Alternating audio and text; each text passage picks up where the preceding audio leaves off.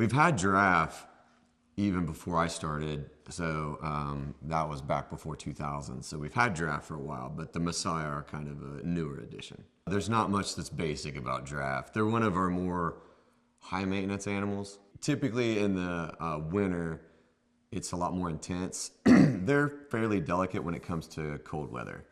So the barn is warm. They can be locked in sometimes for days, even weeks, just because of temperatures. And then since they're such big browsers, their diet's a little more non-typical than what we usually have here.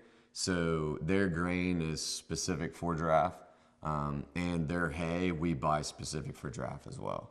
We try to keep them kind of enriched in different ways. In the summer, it's not as hard because we've got them all in a large group and they've got access to our large pasture. They'll interact with different animals and we've got tours and stuff through the day.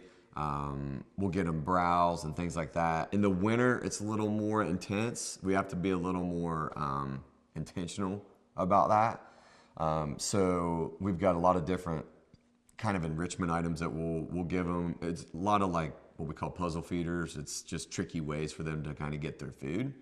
And then we'll also cut them down trees that they can strip the bark, rip leaves off of. And then we will mix them around in different stalls and things like that through the day too. We'll usually give them the bulk of their diet, so their grain and their hay. And then usually by the time we're leaving or the early afternoon, they're kind of done eating for a little bit and they'll kind of lay down, take some little cat naps and stuff. And then they consistently eat throughout the day. So a lot of their time is kind of browsing around on food.